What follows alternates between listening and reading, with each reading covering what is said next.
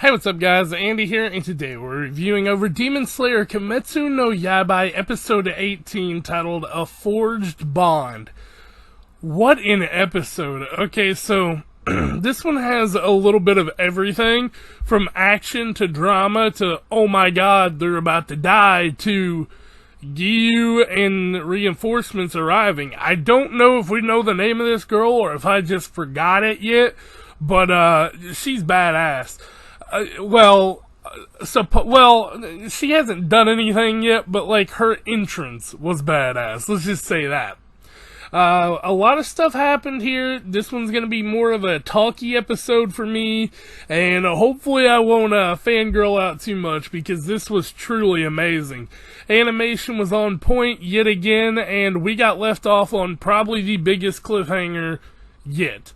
I'm not exactly sure how, old Tanjiro's gonna get out of this one, but with all that being said, let's go ahead and jump right into this review. If y'all do enjoy this video, though, don't forget to like, comment, and subscribe to the channel. It really does mean a lot, and it helps me out in the long run. And let's get right into this. I'm honestly excited to talk about this episode because Giyuu is here, and I cannot wait. They say you don't gotta go home, but you can't stay here. And no, I don't wanna be alone in the world out there. We start the episode off hot with knowing that our reinforcements have arrived on the scene. They're running through here, and you're like, since we've been given this joint mission, let's try to get along. We cut over here to the fight, and neither one of them can even cut through this dude's arm, let alone his neck. So we cut into our intro from there, and we get our title card here, A Forged Bond. That will make total sense here in just a minute. But we cut back into the fight, and they kind of do a little bit of a tactical retreat here. And while they're retreating, Tanjiro cuts a tree down that lands on him as Inosuke's about to get hit. So they kind of save him there, but that's when he goes in for the kill, and this demon picks up that tree, and he knocks Tanjiro into next week. And, as Tanjiro is flying off, he's like, "Don't die until I get back. This is one of the 12 Kazuki. Do not die. Don't die."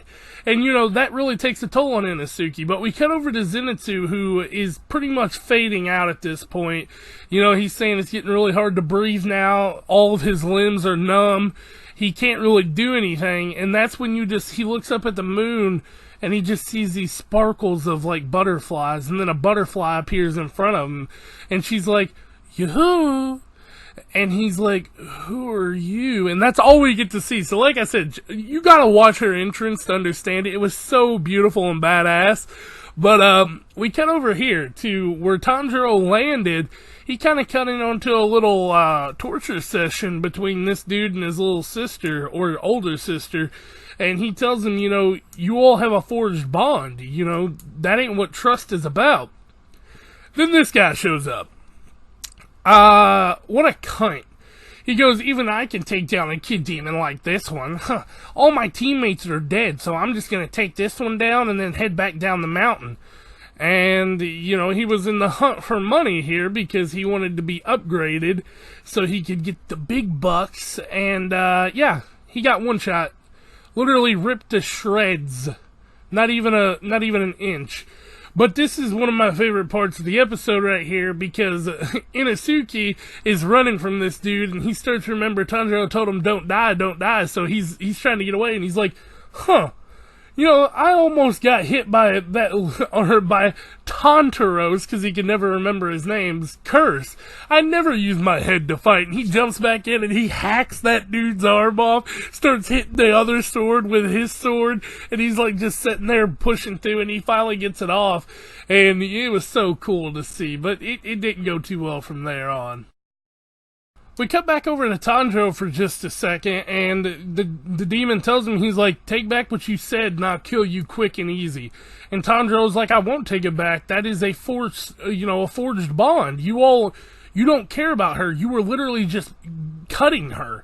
But that's all we get from that, because as this happens, we cut back over, and the 12 Kazuki demon ran from Inosuke, and he shed his skin and became even more badass. And, he sits here And he starts thinking, I'm gonna die here. He can't do nothing against this thing. And he starts thinking about Tanjiro and the old lady. He goes, I am Inosuke Hashibira of the Demon Corps. And he just lunges an attack, breaks both of his swords.